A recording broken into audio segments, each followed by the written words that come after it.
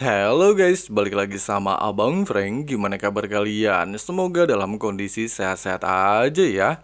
Seperti biasa di hari Kamis yang penuh bahagia ini, kita akan kembali melanjutkan pembahasan alur cerita kisah perjalanan Putra Cahaya alias Long Hao Chen. Dimana lagi kalau bukan di series Donggua Throne of Steel episode 134 ya guys ya. Tapi sebelum itu, Mimin rekap santuy dulu episode sebelumnya. Setelah mendengar kisah masa lalu tentang Lee Sin, serta mengetahui rencana buruk tim pasukan angin badai, Hao Chen bersama Saer pada awalnya berniat untuk membantu tim percikan api dalam kompetisi babak final. Namun Lin Sin menolaknya, dengan alasan jika dia masih menyimpan pil penyembuh untuk memaksa kedua anggotanya melakukan pertandingan. Sampai akhirnya, setelah babak final resmi dimulai, serta pertempuran antara kedua pihak berjalan sengit, Lin Xin bersama Lee Sin lantas menggunakan kombinasi serangan untuk mengakhiri pertandingan tersebut. Namun tanpa terduga, di saat tim percikan api baru saja merayakan kemenangan, pasukan elit perbatasan melaporkan jika ras iblis kembali melakukan penyerangan. Terus gimana sih keseruan dan kelanjutan di pembahasan hari ini? Jadi, kuilah cari posisi rebahan yang paling nyaman. Inilah waktunya kita baku hantam.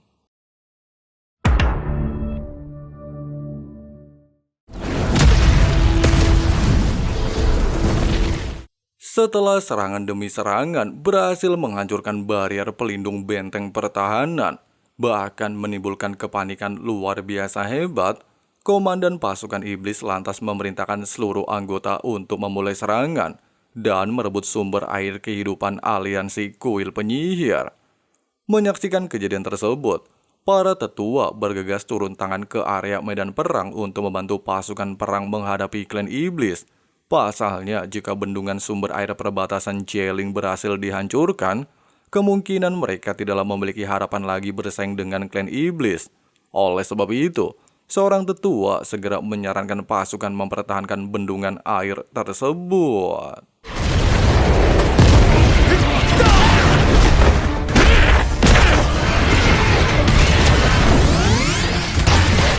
Di sisi lain, ketika pesulap hijau nyaris saja terkena serangan maut kelompok ras iblis, Lee Sin datang di waktu yang tepat untuk menyelamatkan hidupnya. Melihat Sing Saer bersama Long Hao Chen bergerak melakukan perlawanan membantu perbatasan kuil penyihir, Lin Sin pada awalnya meminta dua bucin untuk santuy aja. Pasalnya dengan kemampuan tim penyihir mereka, Lin Sin memiliki keyakinan penuh bisa membalikan situasi di medan pertempuran. Di tengah-tengah perwaku hantaman ini, dikarenakan Lin Xin telah berhasil menjuarai kompetisi babak final sebelumnya, seorang tetua lantas memintanya untuk memimpin seluruh pasukan elit. Mendengarkan perintah barusan, Lin Xin segera memberikan tugas kepada tim lain, di mana pasukan elemen tanah bersama air diperintahkan menggunakan kemampuan bertahan. Pasukan elemen cahaya bersama kegelapan ditugaskan memperbaiki perisai pelindung. Sedangkan pasukan elemen angin bersama elemen api diperintahkan membantu serangan garis depan. Meskipun pada awalnya Ling Feng sempat menolak hal tersebut dan meminta kapten tim untuk pergi meninggalkan area ini. Namun dikarenakan Sui Fei tidaklah menghiraukan ucapannya, dia pun segera memberikan aba-aba kepada seluruh rekannya menggunakan formasi angin badai.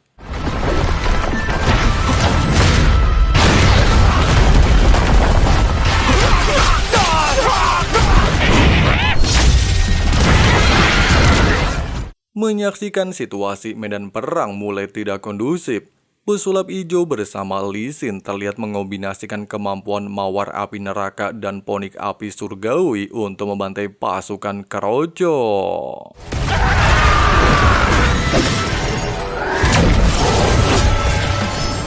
Tidak sampai di sini, Lin Xin kembali memerintahkan pasukan yang tersisa untuk bersiap-siap dalam posisi menyerang.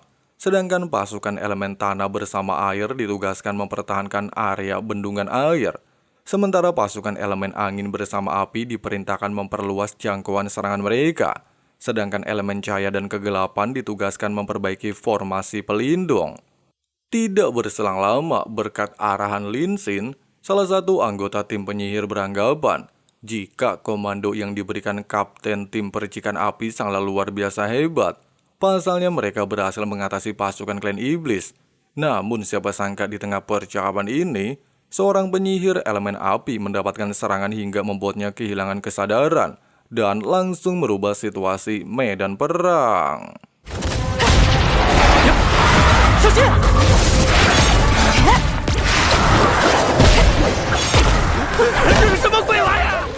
Sementara itu, di saat Lin Xin bersama Li Xin terlihat Herman menyaksikan kejadian barusan, Hao Chen lantas mengatakan, jika serangan aura kegelapan ini pastilah berasal dari salah satu dewa iblis. Namun belum sempat melanjutkan perkataan, seluruh pasukan dikejutkan dengan kemunculan sosok dewa iblis ke-9 bernama Gremory dan menegaskan, karena pemimpin kuil penyihir sedang bermeditasi, maka dirinya berniat menghancurkan benteng perbatasan Jialing.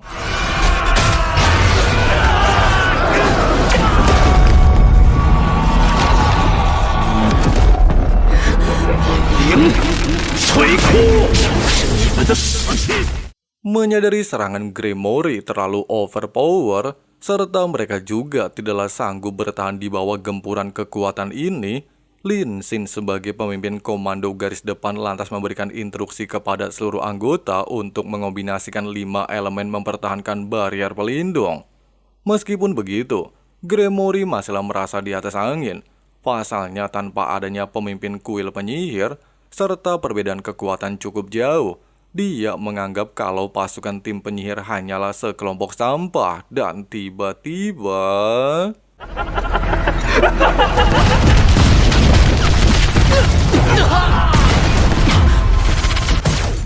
Melihat batu dewa elemen menunjukkan sebuah reaksi, seluruh orang pada awalnya beranggapan jika sosok cahaya yang melintas di hadapan mereka adalah pemimpin kuil aliansi.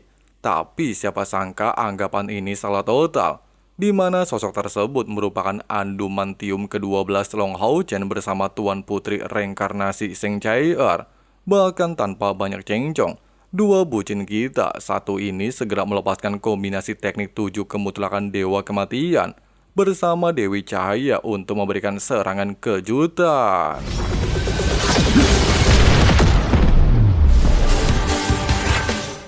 Merasa muak atas serangan barusan, serta menyadari duo bucin hanyalah berada di tingkat 8, Gremory secara barbar menggunakan kemampuan kedua untuk menyerang anggota kuil penyihir, sehingga kembali menimbulkan kepanikan luar biasa hebat.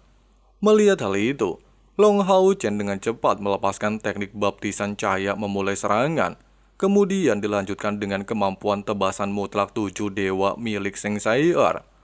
Meskipun dikatakan dua kekuatan ini sangatlah overpower, namun tidak berlaku bagi dewa pilar iblis ke-9. Pasalnya dia sudah berada di tingkat 9, bahkan dengan mudah membalikan keadaan. Tapi untungnya saja di momen genting, sosok pemimpin kuil penyihir bernama Li Zhengzi akhirnya keluar dari tempat pengasingan, bahkan tanpa pikir panjang langsung menggunakan keterampilan berkah Dewa Angin.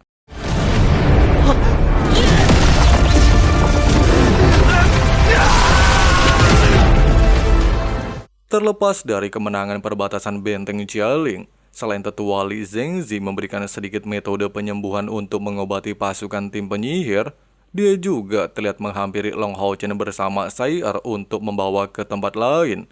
Pasalnya tetua Zheng memiliki urusan penting yang harus dibicarakan. Setibanya di dalam ruangan, menyadari kedua orang di hadapannya sudah mencapai tingkat 8, jelas saja mengejutkan tetua Zheng.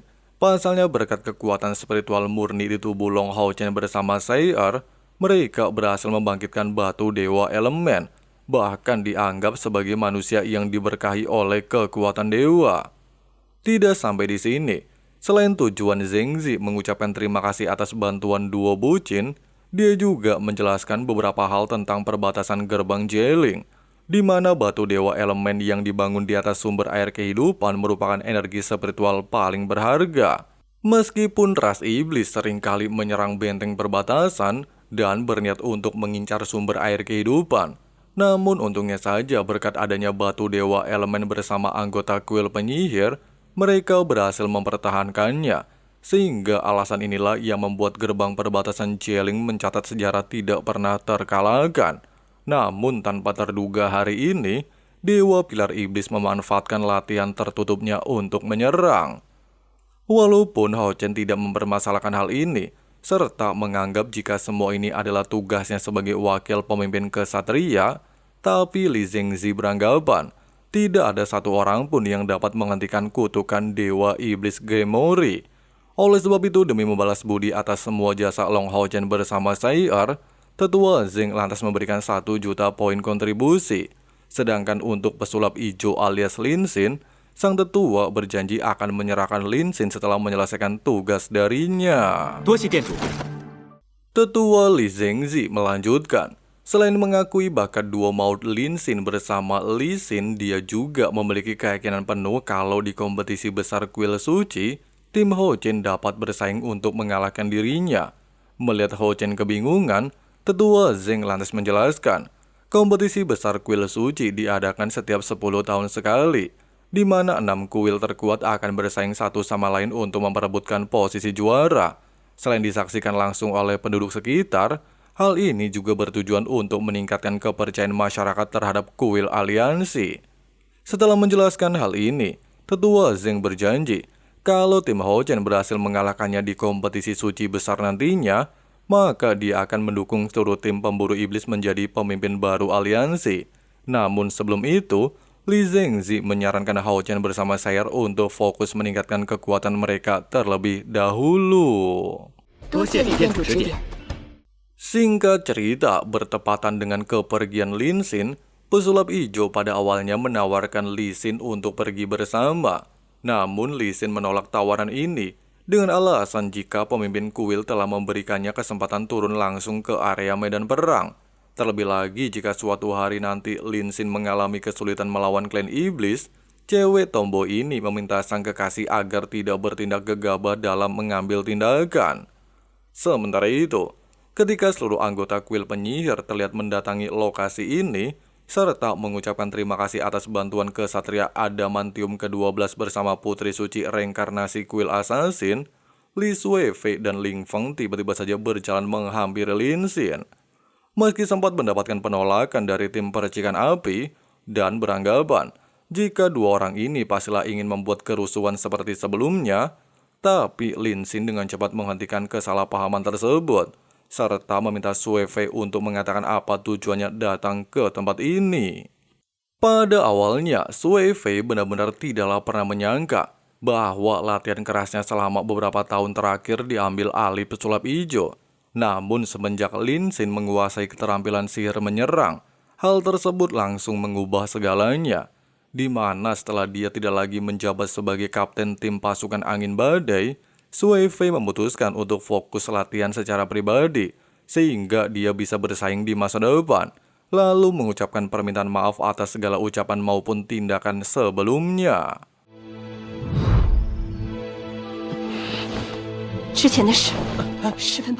Merasa perkataan ini terlalu berlebihan, Lin Xin jelas tidak mempermasalahkan hal itu. Selain menganggap semuanya telah selesai, dia juga tidaklah memiliki dendam apapun terhadapnya. Dan hal yang paling penting saat ini, mereka sama-sama harus berjuang keras. Mendengarkan perkataan ini, Suifei berharap jika sebagai perwakilan kuil penyihir, Lin Xin dapat mengukir sejarah baru demi aliansi mereka, dan berjanji akan segera meningkatkan kekuatannya untuk kembali menantang Lin Xin duel baku hantam.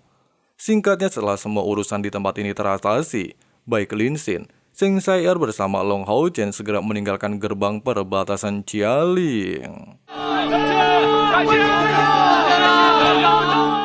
Tidak berselang lama, dikarenakan hari ini bertepatan dengan ujian terakhir Han Yu, Lin Xin pada awalnya meminta sang kapten untuk menyusulnya.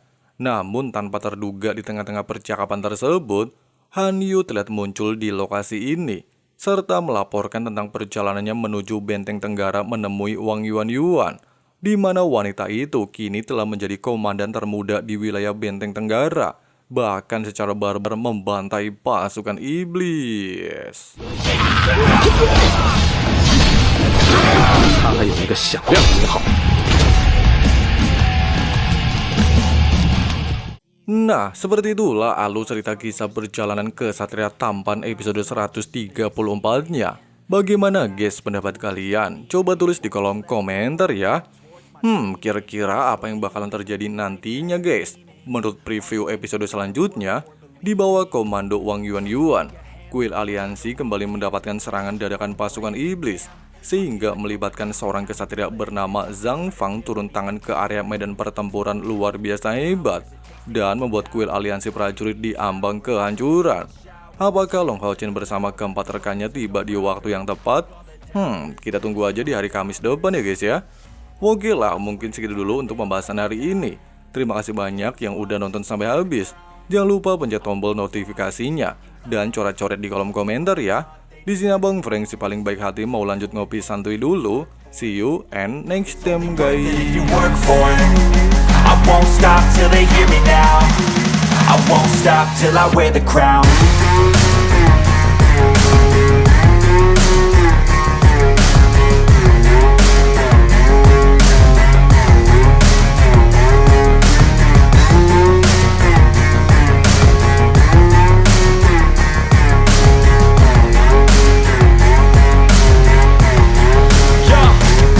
Let's go. I'm just telling you to fight for your dreams, but it's not what it seems. Man, it's hard to be seen when everybody wants to be king. Yeah, they all wanna ring. Yeah, we all wanna be free. So show me what you got, what you bring. How you fight in the ring, how you take a fucking swing.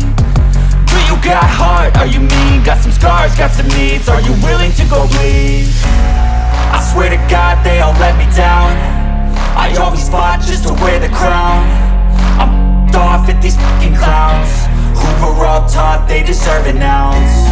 It's only worth it if you work for it. It's only worth it if you work for it.